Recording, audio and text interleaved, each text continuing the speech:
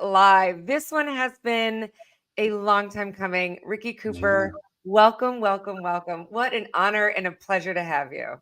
Oh, thank you very much. Yeah, it has been a while coming. Lots of activity on our side, as you know, but thank you for your patience. And we knew we'd make it work, Sabrina. That's right. That's right. A lot. In fact, we're going to dig into some of that today. If for some that maybe don't know, you are the head of global OEM sales for Broadcom. Mm-hmm. You ran global channels for VMware and then came over to Broadcom during the acquisition, Yeah. reporting directly to Hawk. You are doing some of the most impressive and fun things. You and I get to have these conversations offline, and I'm just always in awe of the things that you've done and that you're doing. You are the captain of the Wales Polo team under the esteemed patronage of now the King of England. Is that right? Yeah. We're not sure how long that will last, though, because obviously Prince of Wales was a great link. Now he's the king.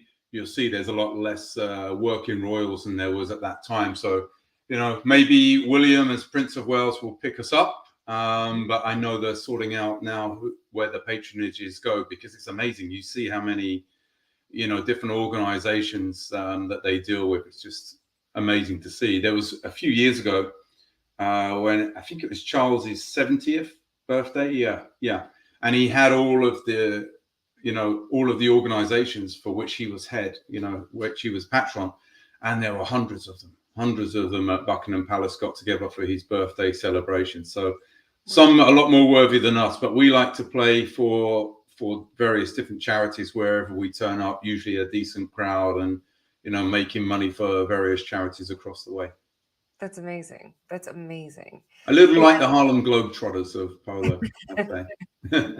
So if you Google Ricky Cooper, not only will you find some of the most incredible, impressive, I mean, you've worked on major acquisitions, including with Dell. Is that right? Yeah, But I mean, you the Dell hobnobbed with and Microsoft piece were, the Dell and Microsoft piece is where I began many, many years ago. That you can imagine that synergy was huge at that. Well, it still is to this day. I mean, Microsoft are a huge partner of Dell's. And then it moved on to Dell and VMware, of course. I was present when we rang the bell, when we broke away. We had the split from Dell not so long ago. And we put in place the framework agreement between the two companies, which was a 5-year agreement, following that separation. And that, you can imagine, during lockdown, the dark nights, I was on calls at 1-2 o'clock in the morning with the lawyers on the other side of the pond where you are. And some 2 or 3 times a week, that was for a year and a half. So some good synergies between the teams, some good memories there. And then we got to ring the bell at the end of all of that. And then within a few months, learned as we became independent, hey, that's not going to last too long. We're now in with Broadcom. So those discussions started around May, June, almost 2 years ago now. Can you believe it? We're coming up on 2 years. It feels like it. It feels like it's been 2 years. So that does track for me. Yeah. I'm always trying to figure out what's going on and what is this going to pan out like? What is this going to look like? Well, on top of that, you've also managed to run countless marathons, which we have more than 10. Is that right? Yeah, it's 20 now. Yeah. I don't know how you're doing it. We nearly did that Chicago one together, but I know. It was just the sheer volume of work took me away, unfortunately. And I put on a few pounds since then, but back into it this year. I was going to say I signed up for the Chicago, so I'm on very good. You are, Oh, you're back in. Oh, fantastic. I'm back in. Very good. In fact, there are some amazing lessons that you and I have talked about in relation to running marathons, in relation to all the work you've done. But before we get into all of that, because I, of course, so many questions for you, I want to take a step back. For those who don't know you, tell us a little bit about yourself. What should people know about you? Well, I mean, I like to keep busy. I think that's that's been evident over the last few years, and coming out of 3 years post the split with Dell and the acquisition with Broadcom. Not only in work but in life as well. I played ice hockey at international level with the Great Britain team, and did, I'd say, between the ice and the inline hockey is a huge thing across the world. And we still get together once a year and play the vets tournaments, so those every year it goes up for over 40, over 45, over 50.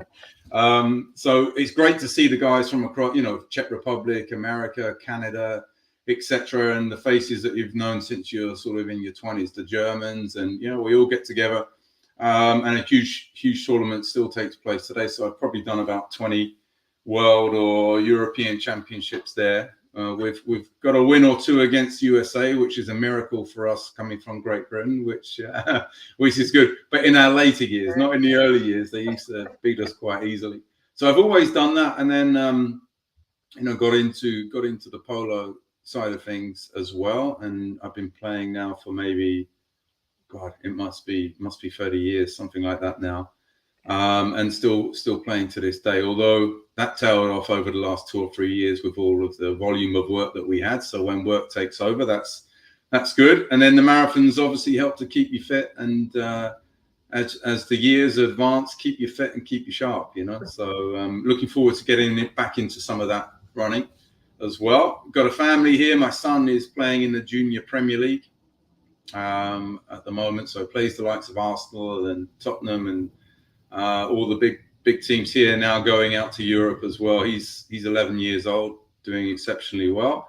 My daughter's a classically trained singer, so completely different, and we don't understand where that came from, because it's not myself or my wife. So there's a little bit of the background. So there's 4 of us and 2 tiny chihuahuas who I have to put up with because the kids want them. You have to sacrifice in life sometimes. There you go. With dogs, that's the best kind of sacrifice. So. Yeah, but they told me that we're getting like a Doberman dog that's going to guard the house, but it's never grown. It just stayed about that big.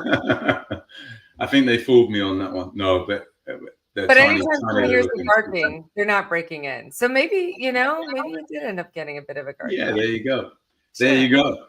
So yeah, hopefully you learn a lot. I mean, a lot of teamwork outside of the office, but also that then rubs off inside of the office as well. A lot of strategy and playing in big European championship, world championships, British titles. I think I've won about 5 British titles in different sports. Snow polo. No, not snow. Actually, that's world, isn't it? That's world is snow polo. There's not much snow here in England.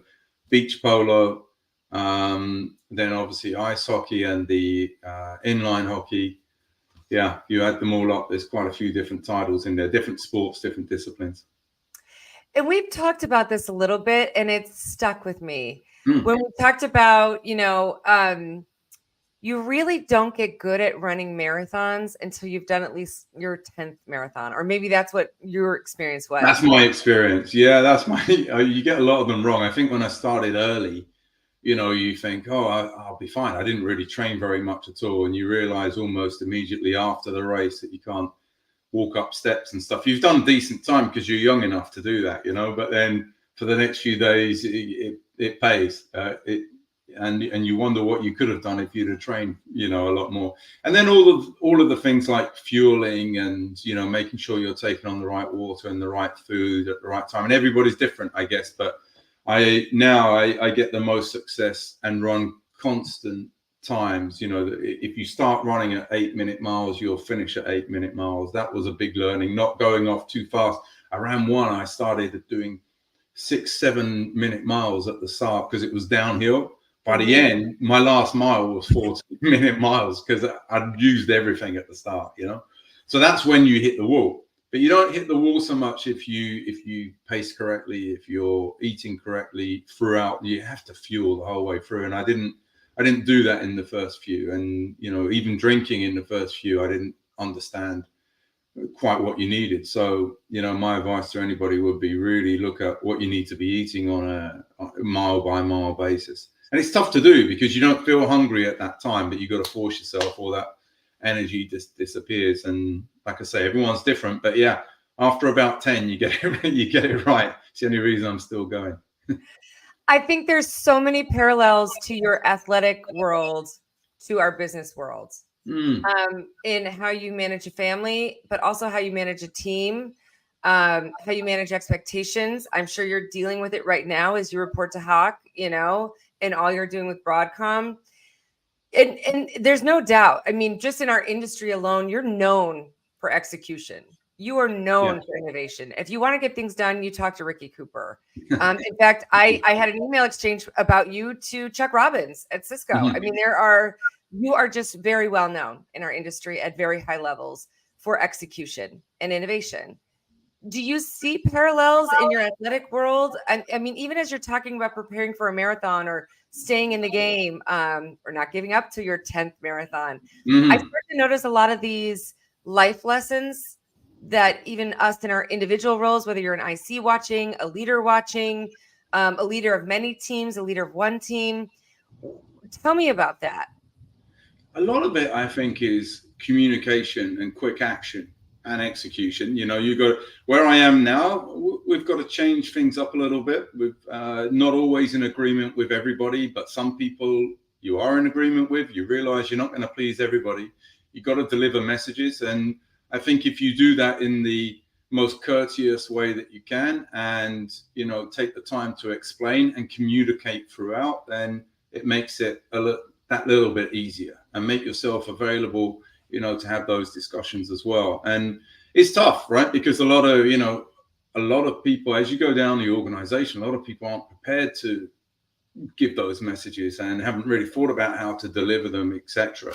But communication is key, and that's been pretty tough for us as you come out of an acquisition. And you've got to deliver news that not everybody's going to be in agreement with. And I think the tendency is to shy away from that sometimes. But I think getting that message across as quickly as possible, and then working on, okay, what are we going to do to take this forward, certainly helps. So that execution piece certainly comes in.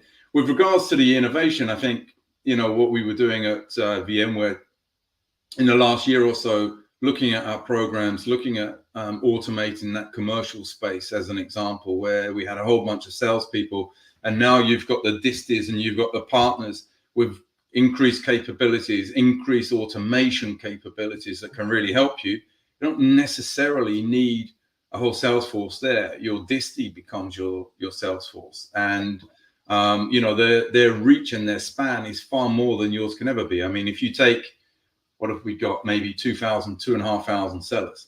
And, you look at the distie landscape or the OEMs, some of these guys, you had Dell, Lenovo, HP, Fujitsu, and Cisco, and NEC, Hitachi. Add all of them together, you got hundreds of thousands of people that could take that message for you. So it's about being a little wiser, using the connections that you have, and again, communication comes in all the way through with those discussions as well. And being prepared to do some things a little bit differently as well. That's it's very easy to continue with the norm, and that was one big thing. I mean, at VMware, you've got thousands and thousands of SKUs. It was, you needed a degree in how to work out how to place orders sometimes, so simplifying processes, and just taking away a lot of the confusion and making it easy to do business with it's certainly helpful as well. And testing what's been there for some time, don't be afraid to test the standard, what is today. How do you progress that forward? How do you prepare for that? I mean, if you're going in, let's say you've got a tough decision, we've just outlined a few incredibly difficult decisions and conversations, because you talked about making action quickly. How do you take action quickly when you're not sure what to do? What does that look like for Ricky Cooper? Do you go in a hole and study? Do you ask a bunch of friends that you trust? Do you read? What are a combination? What do you do? I think initially I did. As you're moving up, now you are, when a decision is made, it's on you. Okay, so go and make it happen as quickly as you can. So you don't therefore need to, because you've learned from experiences over many, many years. You don't need to necessarily go and consult a whole bunch of people. It's on you. And so, you get the direction, and then you go and implement it. But you talk your team and you talk the partners and the OEMs, you talk them through the decisions. And again, that's really the key. And I think you've got to show some empathy as well, because there's a lot of decisions here that's being made. Nothing against any individual. I mean, it's nothing against any name. My name could have been on the list. Hey, they don't need me going forward. And then half in your head, you've got to think, okay, what am I going to do if this happens? So it's always being prepared. What am I going to do if this happens to me? Oh, okay, no, I'm here. Right. Okay, then let me walk everybody that I've got with me still through what those next steps are. But, there's an empathy side into the industry is changing. The automation within the industry is changing. And, maybe we didn't need as many people as we have previously. And there's a different business model that we can implement here now, which, isn't necessarily based on having as many heads as we have in the past. Right. And you've got to embrace that and move forward. And it's been fantastic to see so many people actually pick up new opportunities, and that VMware, the VMware family are sort of looking after each other as they're landing in spots. They're bringing people in with them, which is great to see as well. So it's being as supportive there as you can be. But equally, some people don't want to talk. Some people are, still dealing with the situation. And, I think as they land and as they move on, I think many of us have been in, myself included, have been in a position where you've got to go and look for something new. And it comes as a bit of a shock. I've been through that myself. That's why maybe I'm a bit more empathetic there, but treating people with respect and dignity is one thing as well that helps in those circumstances. You definitely see the human part of people. I've noticed that even in our conversations. I mean, of course, we talk about business. That's part of our job. Yeah. But there's also this human element of it. And it's something that if you're willing to, I'd love to explore with you is, people getting to know a little bit more of your human side, because you're known for all of these very big, amazing things, which is incredible. I mean, you've done more in your lifetime in just a fraction that some people will do in their entire lifetimes. And not to say one person is better than the other or whatever, but you've done a lot, and you've done a really incredible job with the time and the resources that you have. But if I can be so bold, I think that some people could look at you and see privilege where maybe some is, but maybe some is being attributed where it shouldn't necessarily be. Can we go there? Absolutely. Look, I think now where I am is what I've built for myself and for my family. Where I came from was very different. I didn't have privilege at all. Grew up in going across, living in council houses, this type of stuff here in the UK.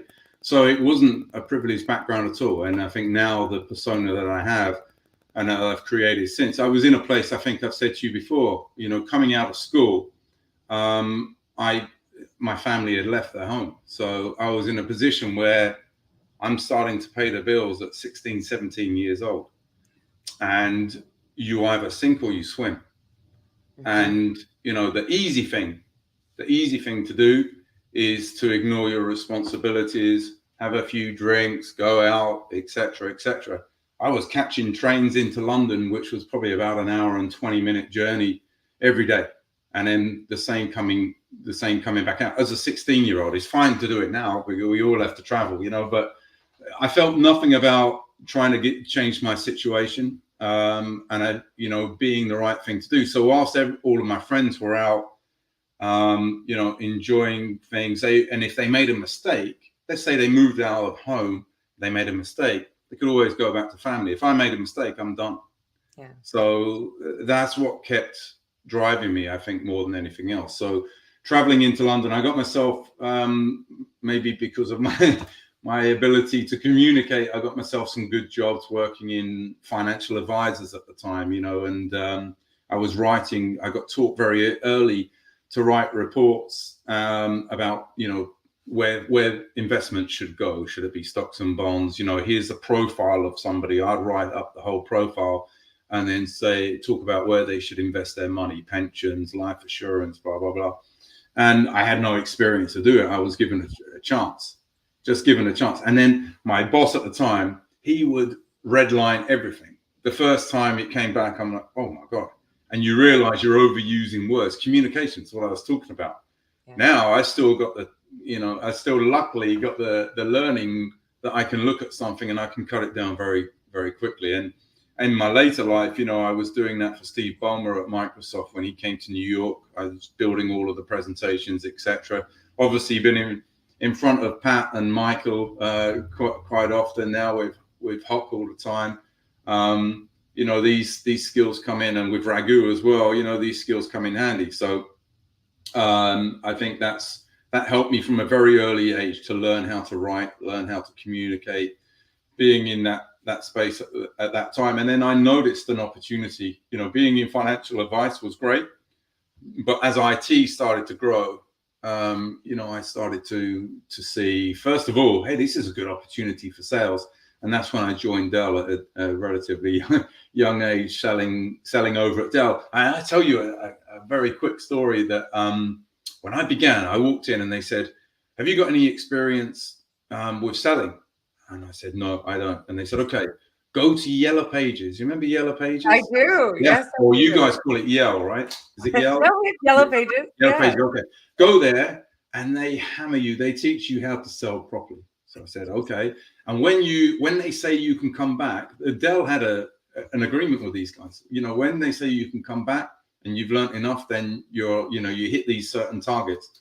I was back at Dell within 2 months or 3 months because I'd smashed all my targets. And what I used to do every morning, let's say you had to make 7 sales. I was in there is no great space at Yellow Pages at that time, but I was on the corporate side of things, selling to companies. And you had to do 7 in a day. I would do, maybe 14 in the morning. Yeah. And then the rest of the day, just, try and do as many as you can. So every day I was ahead of the curve. But they put you into a room and the whole class would be, this is during training, the whole class would be on one side of the wall, you're on the other, and they call you.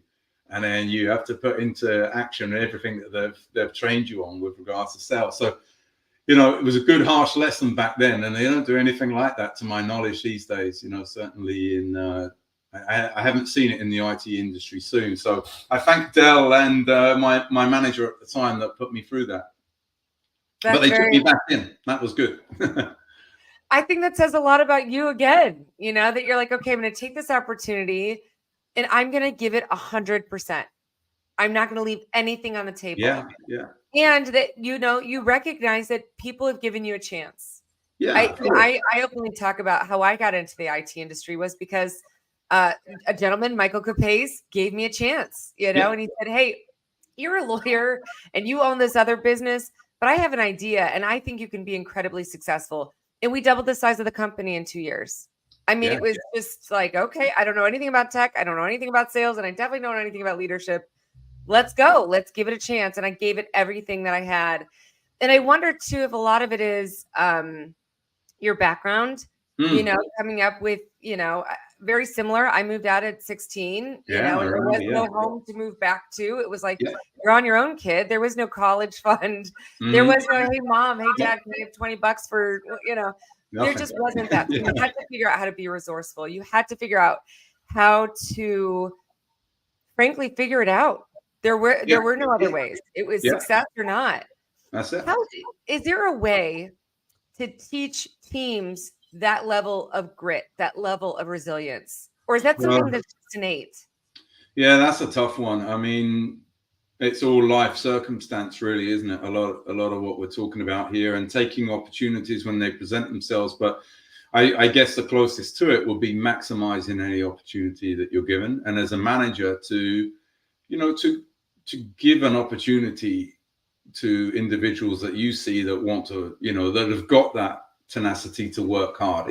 You don't have to go through real tough times to be a real, good tenacity, have great tenacity and want to work hard and want to improve yourself, and I see that when you've got thousands of people that you're managing, you see people bubble up and you see people that are going in the right direction. And I'd like to think that the team that we're with, over at Broadcom, that came across from VMware are a team that listen, a team that want to, want the best for the company, that want to move the ball forward during all of the adversity that we've found. But it's hard to teach.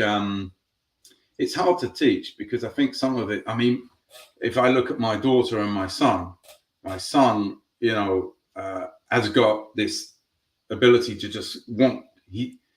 It's an interesting one because he's got the kindest heart, but he wants to win at everything that he's doing, and it's just him. My daughter, not so much so, but she's very creative, and there's a different beauty to what she's doing. Right. Not everybody's the same. Not everybody wants to go and be a leader. Some are happy. Okay, I want to go to work, do my piece, and my energies are in different areas of my life. It's all good. It's but if there's people coming in that are really, tenacious, but they're hard to find with that background from a young age. Right. You've got to give people the opportunities to go and try and fail and, try and succeed and win through as well, Yeah, completely. And it's interesting that you talk about communication being something that you've invested in so much and how much it's helped you. Warren Buffett talks about that all the time. All the time about how important. He even took a class, I think Dale Carnegie, he took a Dale class, and he said that was one of the best investments in himself that he's ever made, was learning how to communicate. Yeah. So I know we just have a few more minutes. In fact, we're a little bit over, but this is so good. I just have to ask you one more question. Yeah. Because you mentioned it, and I'm like, I wonder how Ricky deals with this. How do you deal with failure? You gave it your all. You worked hard. You innovated. You executed, but it just didn't hit the mark. What do you do? How does Ricky Cooper deal with failure? Yeah, I mean, you put yourself in the position to go and succeed. I'm going through it right now. We're playing in the Gold Cup here in the UK, which is the top teams in the UK playing in a small arena. So it's like an ice hockey type of arena, and the margin, and it's the top level here of arena polo, and the margins are so slim. We lost at the weekend by a goal, but we keep losing by a goal, and this isn't the first time. Last year we got to the semi-final last year, but we're losing by that odd goal, and so you have a choice. You say, okay, I'm done, I'm not going to do this anymore. Or you say, all right, we'll go back, we'll tweak a few things, we'll improve this, because the goal isn't very much. I mean, when the score's 22-21, right, really not that much, believe me. And there's a few decisions in there's a few opportunities that we miss. It's such a close game, and it can be hit or miss. But the situation then is, you can give up, or you can go again. I mean, I ran a New York marathon once, and I didn't train at all.